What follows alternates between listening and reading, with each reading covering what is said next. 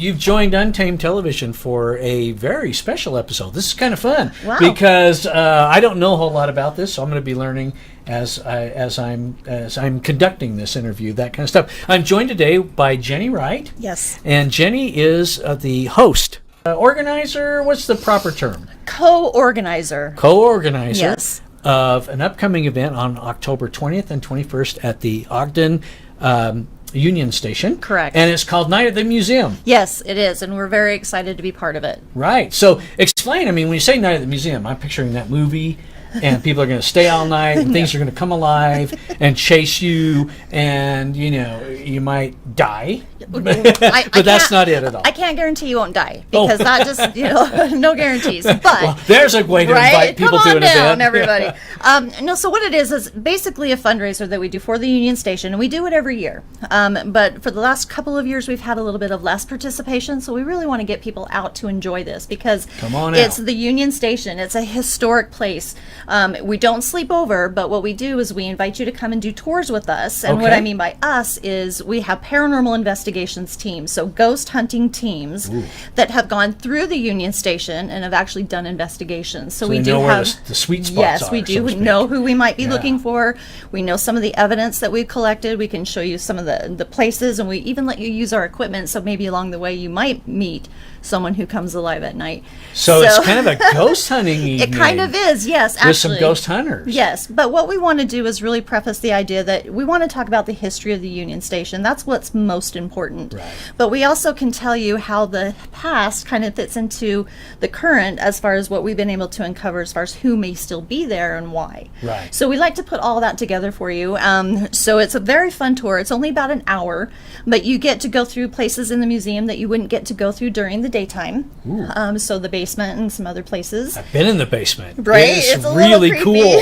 It's it is not a little creepy. It's a lot creepy. It's a lot creepy. And it is, but it is really cool. Yeah. And the Union Station has an incredible history. I'll bet people don't even know. Burned down once? Yes. Yeah. Well, not burned down completely, but it burned down enough where it caused a lot of problems. And so we do talk about that kind of thing. We're going to go through the whole history, and then some things that happened outside of the station, but it still affected the station and the people that live here in Ogden. So it's definitely something worth coming to. For the last few years, we have been going into the train car, the medical car. Oh, okay. We will be incorporating that this year as well.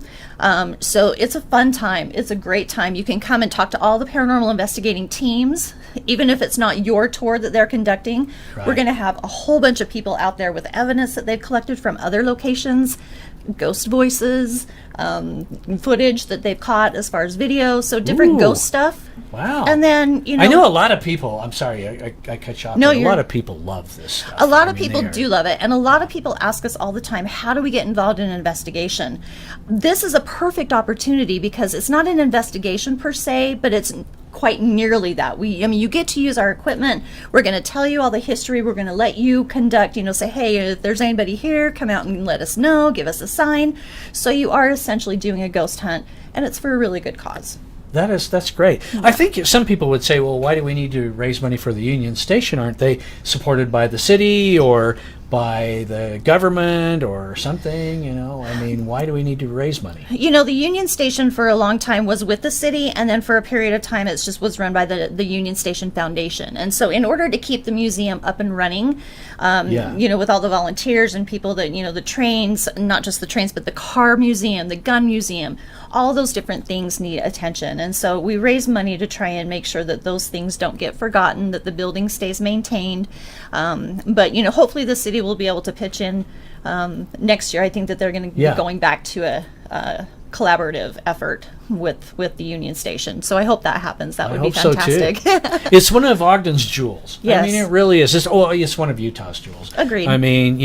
Virtually anyone that has lived here in this area for any amount of time has some sort of memory with the Union Station. And that's true. I actually took a train when I was 6 years old from the Union Station to New York. Oh, wow. And the Union Station back then was like the airport. I mean, it was so busy. There was people everywhere. Yeah, hotbed of everywhere everybody coming in and out, and cafes and barbers and shoe shiners and just all these wonderful elements that, you know, it's gone, and we want to hold that history. A lot of people probably don't realize how many museums are actually located in the Union Station. Right. So let's name them. Can you? I don't know if I can name all of them. So we have the Railroad Museum, we have the Car Museum, we have the Gun Museum, and then we have, actually we call it Area 51, where there's like places that they can bring art. So there's a different piece where people can come and have their stuff viewed. Right. Upstairs, the Myra Powell Gallery, that's where a lot of local artists and other things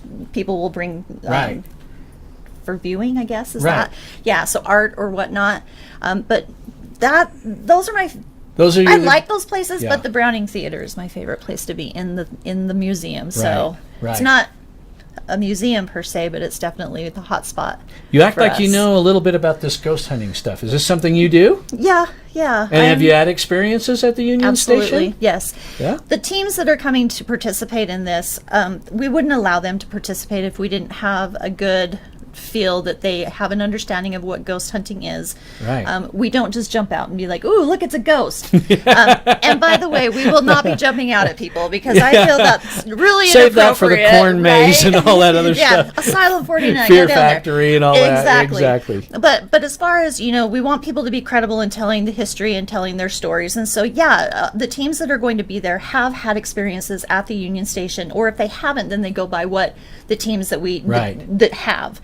The Lady in White is probably... Tell us a ghost story. Okay, so once upon a time... No, don't make it too scary, because I mean... Don't be scared, it'll be fine. Okay. No, so historically, my father used to say, you know, Jenny, when we would go by the Union Station, we would always look up at the windows to see if we could see the Lady in White. And I was like, well, who is the Lady in White? You know, who is this mysterious woman that everybody talks about seeing in the windows? And he's like, I don't know her name.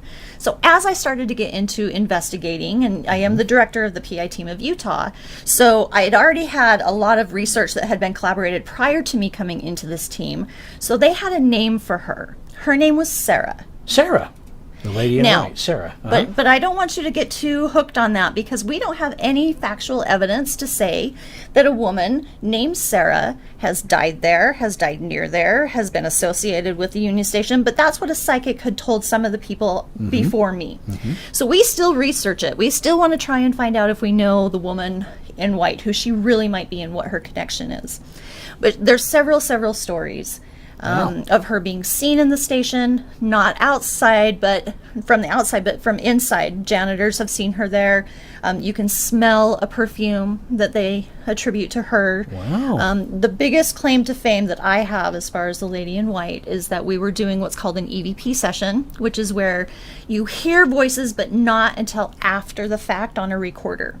So you're talking, like you and I could be talking, and all of a sudden another woman could say something, but we wouldn't hear it until after maybe we listened to the recording. That's what happened with me and what I believe to be the Lady in White. We were having this conversation, didn't hear anything at the time, went home, listened to the recording, and there was a woman so profound. She says the word help. Really? And it's so loud, and it's so dramatic. It sounds like another woman standing right next to us saying the word help. Wow. So we do share that with people when they come to the Union Station, so that they can be like, okay, so you get to hear this voice, and then we're going to go directly to where we caught this, and maybe we'll see her there. And you guys are welcome to record also? Absolutely. I mean, can they do that and then go home and see if they... We encourage it. See, this is why Craig would be terrible at this, because I have a history of not hearing women. Not when they're next to me, not when they're recording or anything like that. I am always in trouble with this. You might have a hard time with that. But no, we do encourage people to bring their recorders. A lot of people will bring cell phones. It's okay to record on those. It's okay to take pictures. We do caution you, though, because there's a lot of things that can look like a ghost that really aren't when you take a picture. And, you know, things that can sound like it's a voice when it's really just us in the background. Or I got a ghost. Yeah, sir, that's a sheet. Exactly. It was there all the time. That's a shadow. I'm so sorry. It's this. And we do explain it. You know, we try and make sure that if somebody has something happening, they're like, oh my gosh, I feel this breeze. You know what? You do feel a breeze. And here's why. And so we try and explain this so that you don't walk away thinking, oh, I had this major experience, when it may not be true. But we certainly want you to have some type of Right. an experience there if that's what you are open to. Are searching for. Does this sound fun to you guys? This sounds fun to me. Okay, let's talk about it one more time. Okay. Night at the Museum, Ogden Union Station, October 20th and 21st. How do you get tickets? What do they cost? Okay, so the entire thing is open to the public. So there's not a cost to come in to the building and browse the haunted market. You can come in and get a souvenir photo of like a Yeah. creepy thing in the background. The only thing that we ask you to pay for is the tour. Okay. And then, of course, if you buy something from one of the vendors, that's a whole different Yeah, we thing. didn't mention that, but you're having a market there Yes, with it's the this whole thing haunted too. market that we're going to have haunted about 10, market. yeah, 10 different. Yeah. I want you to come by if you could. I know you might be out of town, but we have a creepy doll maker. Ooh. And it's an incredible what she does. She I takes don't think you've been listening old-fashioned to me. dolls. I don't like the creepy stuff. I don't know if I got that through, but I should have brought her for you. I didn't maybe know that. you're going to but I have. one. But the people can buy food. Yeah, well, probably not food, but Okay. things like Booze? soaps. Oh man. No alcohol. Thank Half you. the people out there Sorry, turned off their right? television Like, set right dang it. now. They're just like, that was horrible. Right, no alcohol allowed, but that would be a good time. So the haunted market, we're going to have the picture booth. We're going to have all the paranormal teams that you can come and experience what they've Yeah. experienced on investigations.